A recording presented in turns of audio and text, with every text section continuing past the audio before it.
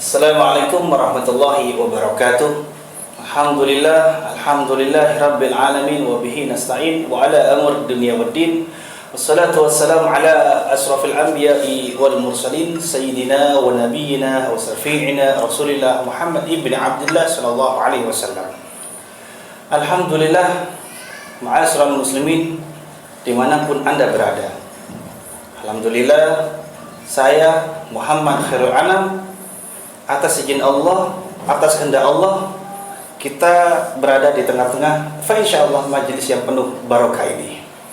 Dan juga tak lupa kita haturkan kepada junjungan Nabi besar kita, Nabi besar Muhammad sallallahu alaihi wasallam. Singkat saja ma'asyiral muslimin, alhamdulillah saya kedatangan tamu yang sangat luar biasa. Beliau ini bisa diarti kata yang dikenal, bahkan masyhur. Beliau bernama Cak Juardi, sang relawan tanpa tanda jasa bagi saya. Mungkin kita langsung memperkenalkan diri aja beliaunya. Assalamualaikum Cak. Waalaikumsalam warahmatullahi wabarakatuh. Alhamdulillah. Bagaimana kabarnya, sehat ya? Sehat. Alhamdulillah. Baik, mungkin panjenengan bisa memperkenalkan diri ke para penonton. Sampean siapa deh? Santai aja. Mak, dredeg penonton, dredeg biasa. Sampean dikenal dengan panggilan Cak Juardi gitu ya. Ya. Nah, sekarang berhubung sekarang sudah momentum 17 Agustus. Alhamdulillah sudah merdeka Indonesia, terutama Probolinggo kota dan sekitarnya. Menurut panjenengan Cak Juardi, arti merdeka sendiri itu apa? Ya, kalau menurut saya itu arti merdeka itu, saya bangga menjadi anak Indonesia gitu. Gitu ya. Ya. Oh, jadi menurut beliaunya ini bangga jadi anak Indonesia karena sudah merdeka, seperti sudah itu. Merdeka, ya. Gitu ya. Oh. Terus gini ya, saya melihat video-videonya panjenengan itu di media sosial, khususnya di Facebook. Itu saya terketuk hati. Saya sempat bertanya-tanya. Saya melihat videonya panjenengan itu ketika itu kalau tidak salah sempat viral. Itu ketika ada kecelakaan yang tertabrak kereta api. Betul itu ya? Ya, betul ya.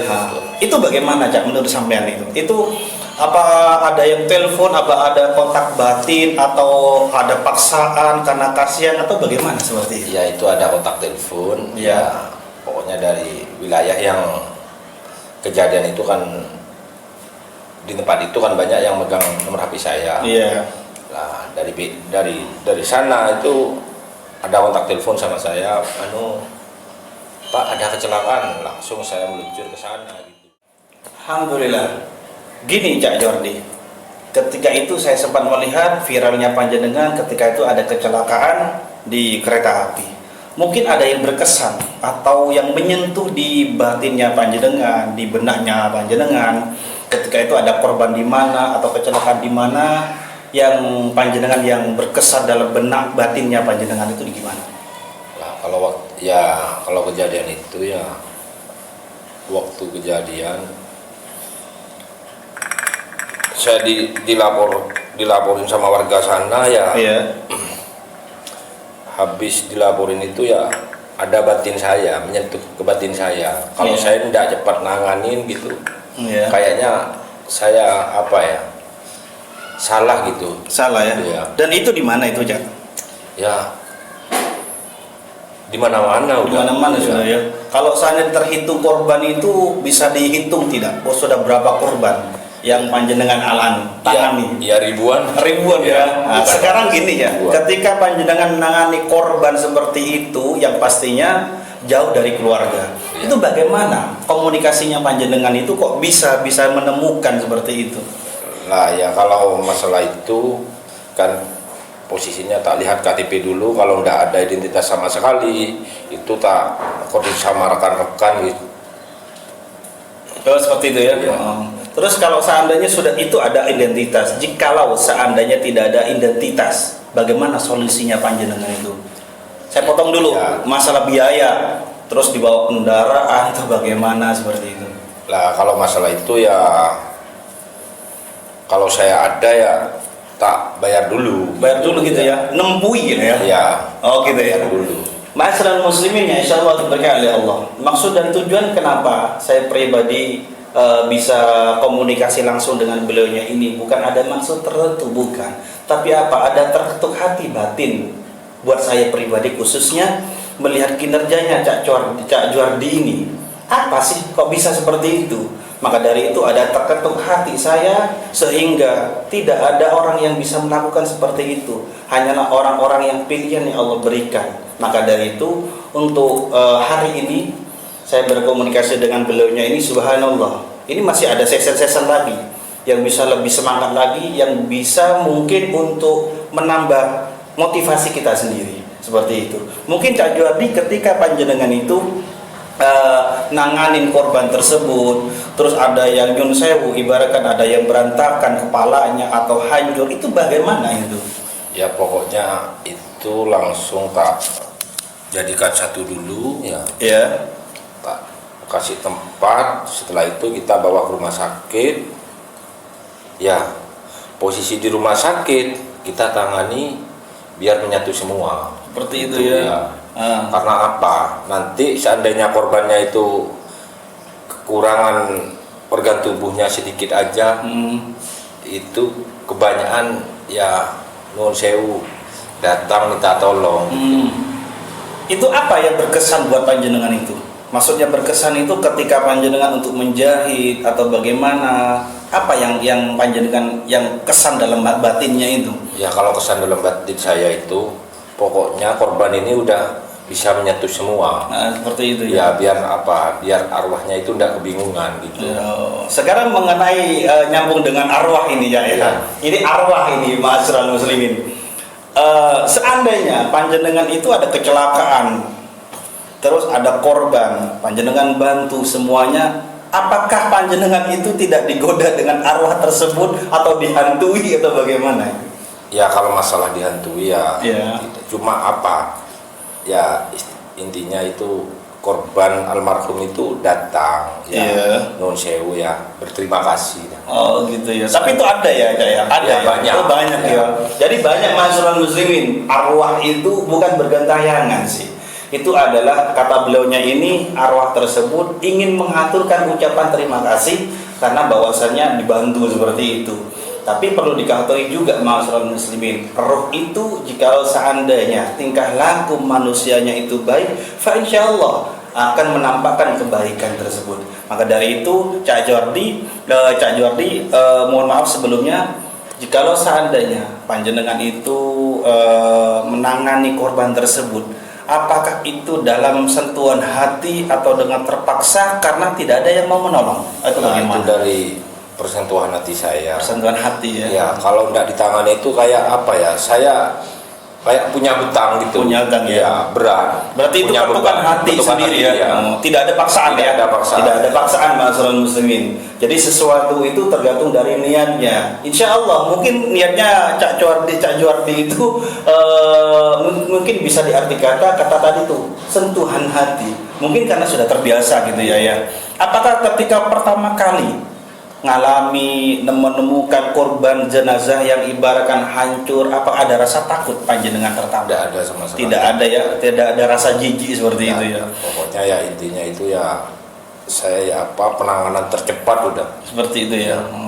Nah, saya mau tanya Cak Juardi, ini mempunyai inspirasi dari mana panjenengan ini kok ada ketukan hati seperti itu, ingin nanganin sedangkan orang yang di sekelilingnya itu merasa jijik, merasa takut, sedangkan panjenengan ini kok bisa merasa nyaman seperti itu. Ini apa? Punya inspirasi dari mana? Motivasi dari siapa seandainya seperti itu? Ya tidak ada, dari saya sendiri. Dari sendiri itu. Kalau boleh tahu itu mulai tahun berapa? Ya pokoknya ya itu mulai, kalau tahunnya saya lupa. Itu mulai saya belum punya istri. Oh, jadi masih bujang gitu ya. Jadi sudah terketuk. Kalau boleh tahu, ketika panjenengan ngurus seperti itu, mohon maaf, itu ada bonus tidak? Maksudnya dapat uang tidak? Nah kalau masalah itu ya dari rekan dari sempat nalangi berarti ya tadi ya? Dari teman-teman. Kalau sekarang dari teman-teman ya buat rokok apa itu ya kita dikasih buat rokok. Oh, seperti itu ya. Sekarang gini Cak Jordi, ketika panjenengan yang benar-benar sudah ikhlas bantu mereka, bantu korban, apakah banyak netizen ke panjenengan itu? Oh, Cak Jordi ini cari nama gitu. Oh, ini orangnya pengen sensasi saja. Ada tidak seperti itu? Ya, kalau itu saya kayaknya tidak ada. Oh, tidak ada ya. Seperti itu ya. Berarti semuanya nerima sudah ya. Iya. Seperti itu. Dulu awal ketika masih bujang tidak ada netizen seperti itu ya. Oh, berarti benar-benar ma'asyiral muslimin. Jadi kinerjanya manusia, jikalau seandainya benar-benar niatnya karena Allah, tidak mengharapkan sepeser pun dari manusia, apalagi pujian dari manusia, Allah akan memberikan kederajatan pada orang tersebut yang tergantung dari niatnya itu. Insya Allah mungkinlah beliaunya ini terketuk dalam hati sehingga Cak Jordi ini nolong korban itu dengan sentuhan seperti itu. Ini Cak Jordi ini minum kopi. Mungkin bagaimana rasanya ya? Ya, tidak sama. Ada sama ya. Ini kopinya mantap. Oh, mantap ya. Ma'asyiral muslimin, yang insya Allah diberkahi oleh Allah. Saya sudah beberapa hari, bisa jadi arti kata 7 hari lah. Kontak beliaunya ini, masya Allah, super sibuk. Bahkan kemarin itu saya komunikasi sama beliaunya ini, dijanjiin mulai dari pagi, siang, sore. Ternyata subhanallah, beliau itu mengutamakan ada kejadian laka. Kalau boleh tahu Kak, Cak, itu laka yang kemarin ketika siang itu di mana itu? Ya, di jalan di Gedung Miri sana. Gedung Miri ya. Oh, tapi itu ada keluarga ya? Ada keluarga. Ada keluarga. Jadi ketika Cak Jordi itu menolong seperti itu, sempat ada keluarga yang tidak menerima tidak? Apakah ini apa kata saya? Ya, seperti itu. Alhamdulillah sudah nerima. Sudah itu nerima keluarga ya. sudah pasrah sama saya. Ya, karena apa?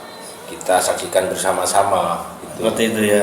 Ma'asyiral muslimin, ayolah kita lihat kinerjanya kita, apalagi khususnya wilayah Probolinggo kota dan sekitarnya.